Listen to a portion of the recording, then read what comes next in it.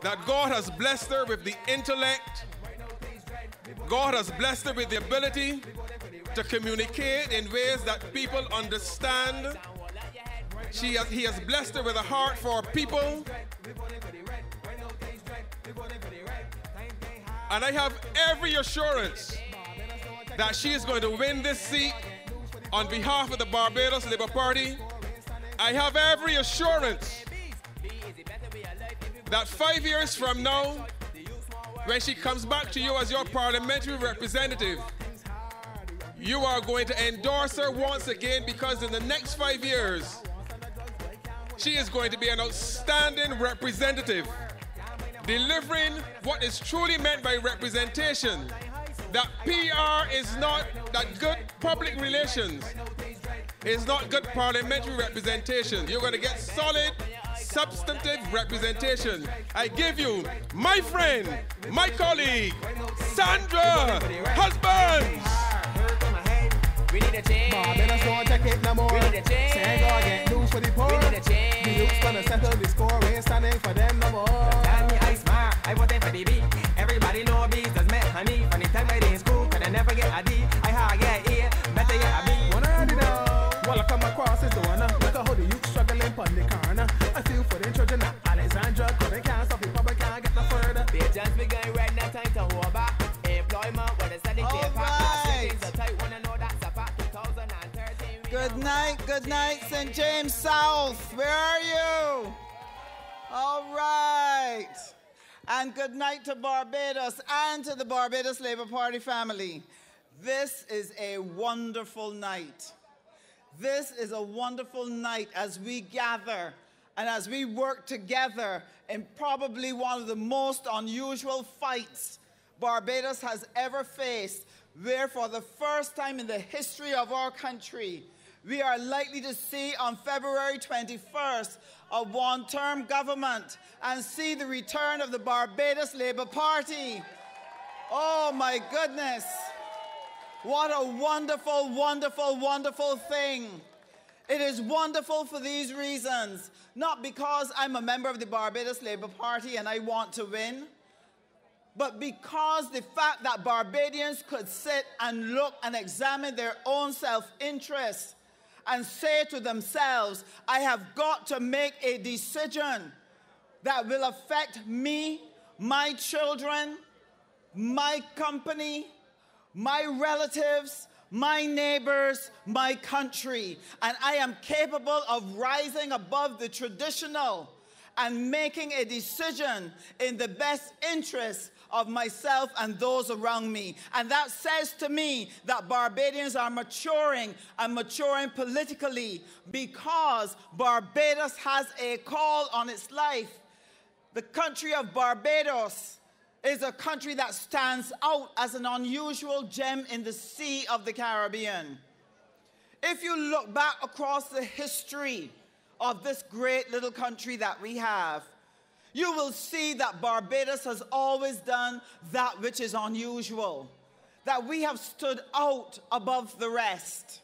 Whether it was when we wrote the Charter at Oistins that encapsulated all that we believe government between the governed and the governor, what it ought to look like. Whether it was what we did in relation to the sugarcane industry, whether it was what we did as a nation in regards to education. Many Barbadians do not know that the educational system in Barbados stands out and that there are others out there who welcome the opportunity to live here just so their children can go to our schools.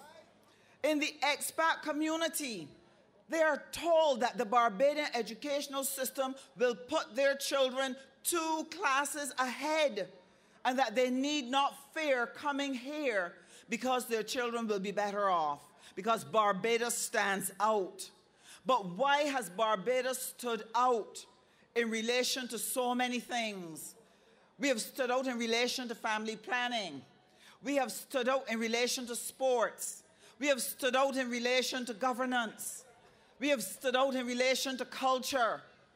And we have champions from across all these disciplines who have made us proud as Barbadians, whether it was Rihanna or Darcy Beckles or Philip Alves or Elizabeth Thompson or Billy Miller, whether it has been people who have given of their lives in service in many international organizations, people like Atlee Brathwaite, people like George Allen.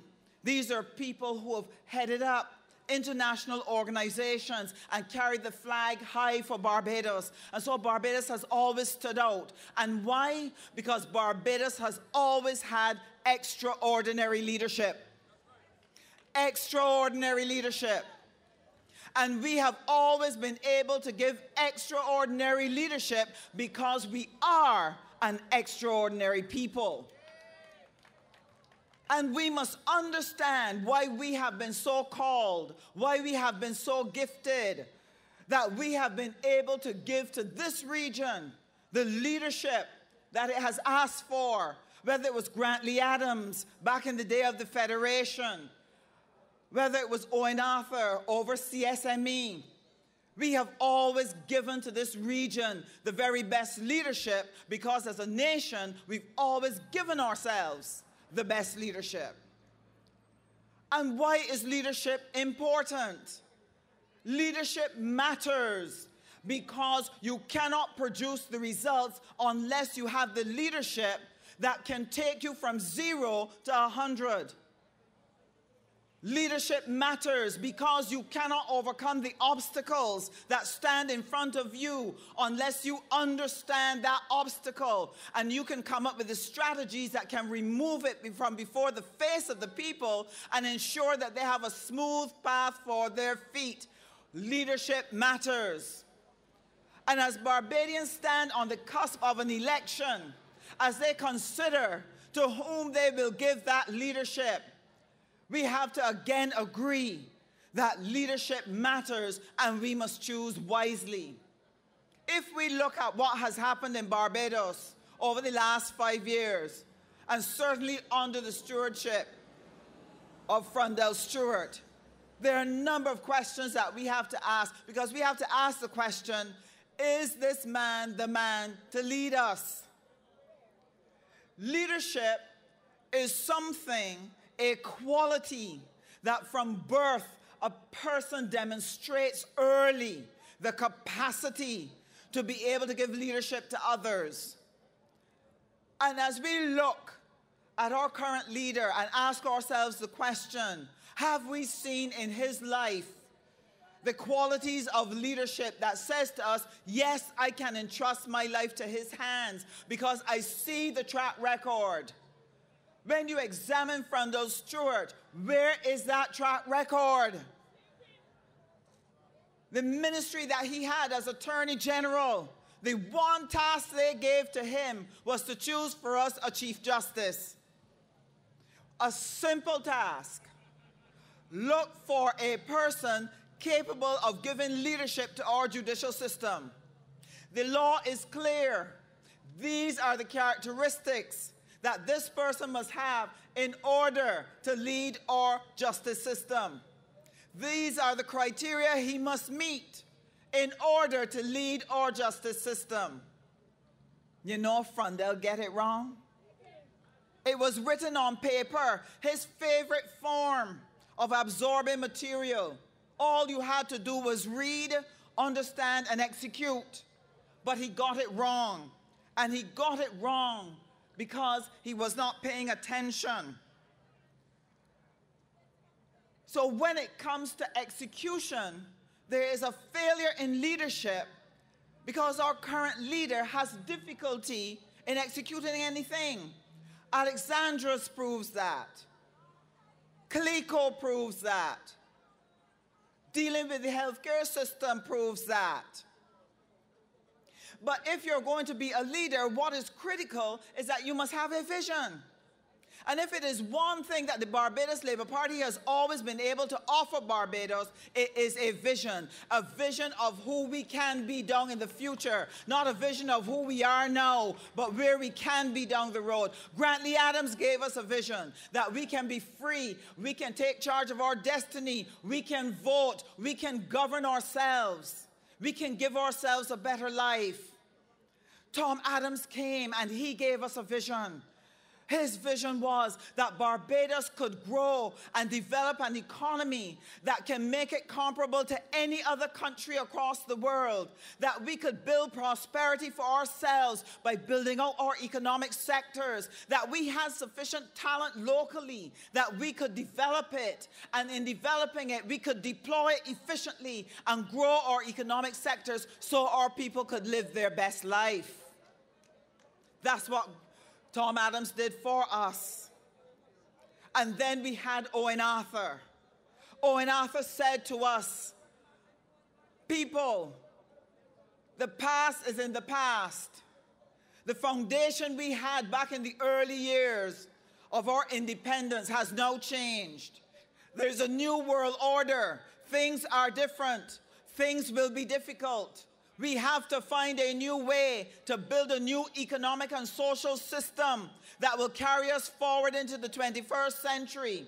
That we have to change the way we did things before, how we did education, how we did business, how we do politics, how we do health. We've got to change those things. And he came and he gave us the leadership that we needed and helped us to forge a new path in very difficult circumstances. And in the 14 years in which the Barbados Labour Party governed this country, we were able to see our country growing from strength to strength and the people's lives improving year upon year upon year. People who were in lack now found that they had jobs and could take care of themselves. People who had dreams, who wanted to build new businesses, who wanted to pursue new careers, found that pathways were opening for them. That people who did not think that they could ever have the opportunity to pursue a particular career now saw it could be possible in the Barbados that the Barbados Labour Party built. And people achieved and grew. We know that because we felt it. We felt the strength. We felt the impact of the policies of the Barbados Labour Party. And I want to tell you something. You are hearing people trying to denigrate what happened in those 14 years, trying to make you feel it was no big thing, trying to tell you that there were good circumstances all across the world so Barbados couldn't help but grow. But that is not true. How do we know that is not true? Because the other territories and islands in the same wonderful circumstances, as they like to put it, did not grow and develop the way that we did. It takes leadership to do that. It takes leadership to take a country that's in the dust and put it up on a pedestal. It takes leadership to take good circumstances and turn it into great fortune for a people. That does not happen by chance. It happens by leadership. It happens by leadership. And Barbados is in dire need of leadership now. We need leadership now more than ever because our circumstances have slipped badly in the last 5 years. There is so much pain in this country. As I walk the length and breadth of St. James South, you see the lovely homes. You talk to the people. You sit with them. And you hear what they are really living. Barbadians are experiencing something that they had put aside 30, 40 years ago. Do you know what it is to wake up on mornings and not be sure that you're going to eat 3 meals a day? Barbadians have not faced that in years. Today, Barbadians struggle with that question every single day. Barbadians are thrifty people. They sit and they work out their budgets. They work how they're going to pay the rent, how they're going to pay for the car, how they're going to pay for the children, how they're going to pay for food. And they make sure that those things happen like clockwork because they had income in their pockets and they knew that if they budgeted properly, they could take care of things. What has happened in these 5 years? The cost of living has just soared above our means. Our income has dropped. And what are Barbadians faced with every day? Don't know how to pay the light.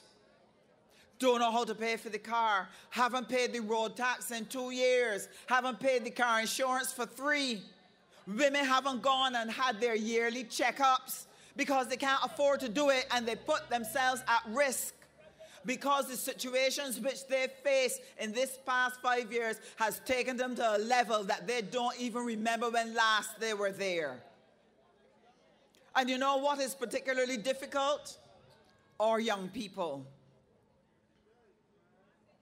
Our young people came up in the time of Owen Arthur.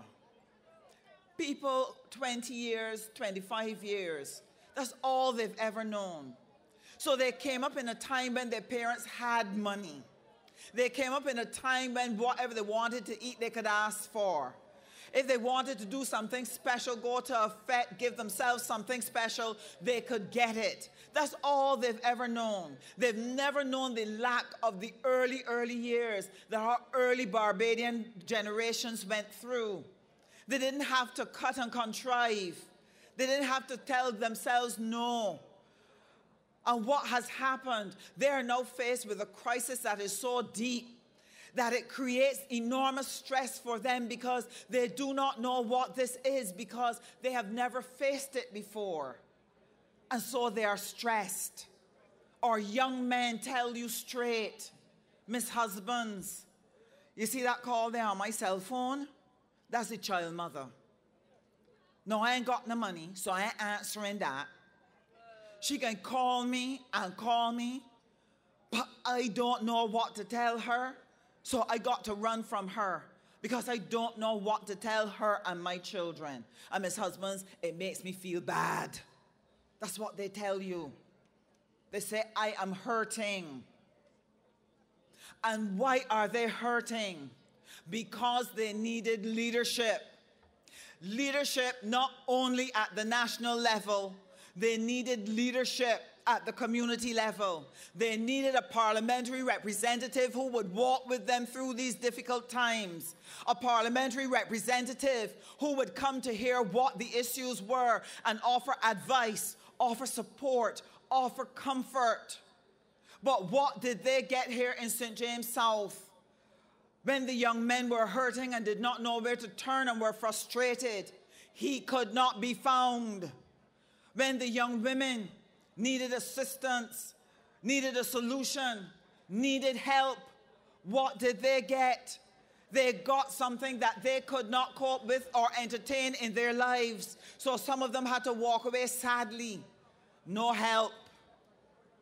What about the elderly, living alone, struggling with a light bill?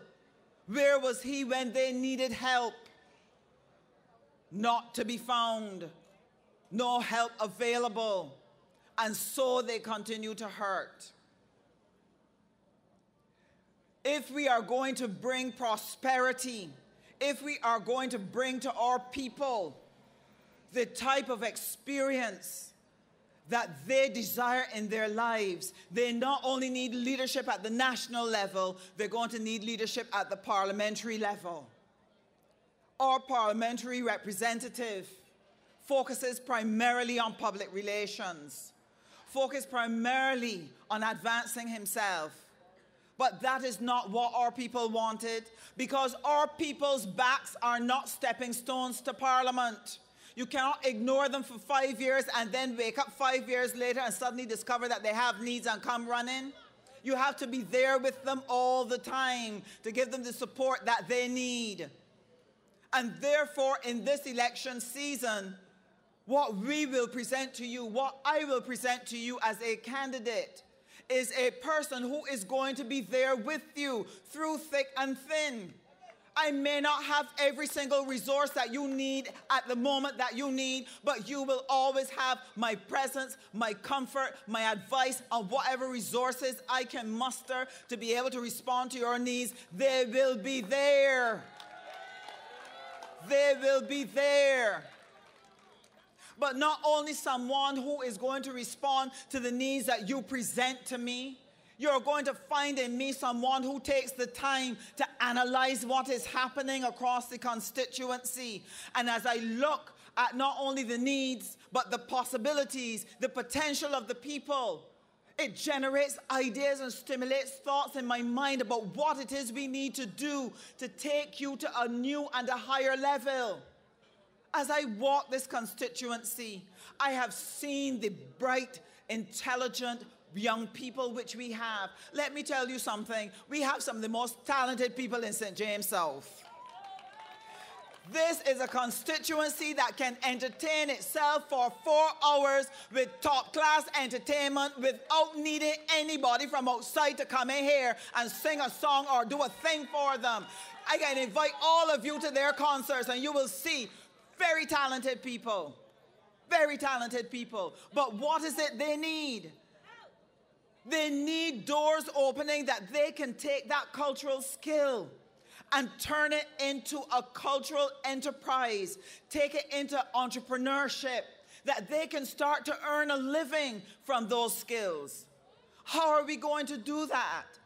Young people are not able to do that on their own. They need a government who will formulate a cultural program that will open the door for them to walk through and to be able to take their talent and shape it into an economic opportunity, into a commercial opportunity, so that what we can do is raise up in this country not just one Rihanna, but 10 Rihannas. That's what we can do if we work together. When you walk this constituency, it is not only the cultural abilities that are there, there are young people across this constituency who want to start businesses, who've gone to UE and have learned various skills, who've pursued various areas of study and some real cutting-edge stuff. But there is no place for them to utilize those skills within our current landscape. Why? Because the economy has shrunk. The economy is stagnant. Businesses are not hiring, they're not expanding, and therefore they cannot afford those specialized skills which our young graduates have. And what is the result? Young graduates sit at home in frustration, bored every single day, don't know what to do with themselves and their energy, cannot contribute to their households as they would like to, cannot advance their lives as they want to, because they experience failed leadership. But I'm saying to you young people now, under the leadership of the Barbados Labour Party, we are going to open back this economy. We are going to stimulate growth. Companies are going to start to hire again. Opportunities are going to turn up both locally and regionally that will absorb your skills and give you the opportunity to be able to live the life that you dreamed because you have good leadership in the Barbados Labour Party. This is what we will do. But it's not only young people we have in this constituency. This constituency has a number of communities that have senior citizens, young and vibrant in their minds, but retired persons. And their challenge is, as they get older, how will they maintain their independence in a Barbados that is very different from 50 years ago? 50 years ago, people had large families, and one child would always be kept back to look after the parents. People lived next to each other. So you have a mother and a sister live next door, and an auntie and an uncle and a granny behind. And so you had a community that could take care of the elderly. So it was easy for the elderly to remain in the home. Barbados does not have enough geriatric hospitals. It does not have enough residential home care. We don't have enough nursing homes for our elderly. So how will our elderly continue to maintain their dignity and live out in the comfort of their lives to the end of their days if we do not have a government that has the capacity to institute the social services that are going to be needed for the elderly? I want to see in St. James South for the elderly a broadened home care program. I want to see community nursing reestablished so that people can get basic services, nursing services, in the comfort of their home. I want to see reverse mortgages put in place so that the elderly can take the equity in their homes and convert it to cash and use it to be able to make the end of their days comfortable. I want to see a government who will partner with families to help to provide the care that the elderly need so that the children, the adult children, get an ease because it is difficult to meet your own home plus your extended family needs. We need a government who can build this economy that we can put that type of social service in place. And the Barbados Labour Party is the government that will give Barbadians that. So there is a lot of work to do in St. James South. I can't wait to get in there and get started on some of that community work. I can't wait to work with our young people, to work with our small businesses, to give them the guidance and support that they need. God is going to bless this little nation. He is going to bless this little nation in a way that will astonish us. A spiritual friend was speaking to me this morning and pointed out something that caught my attention. And as I thought about it, I said, my God, that is true. We are having our elections here in the month of February, the month of love. The color of love is red. The color of the BLP is red. But the color of the blood of Christ is red. And that across this nation, we are going to see new life springing out after this election.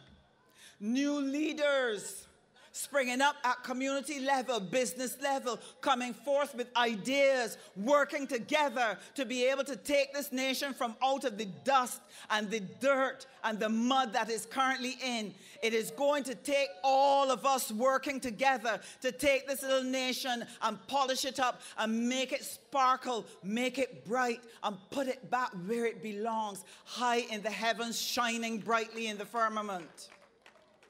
And we will do that with leadership.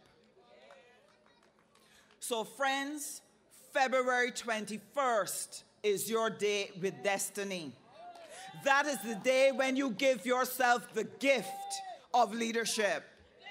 That is the day when you give yourself the gift of the opportunity to have your prosperity restored. That is the day when you will give yourself and your family the opportunity to live your best life. Vote Barbados Labour Party. Vote for a better tomorrow. Vote for Sandra Husbands, February 21st, 2013. Good night, ladies and gentlemen, and God bless you all.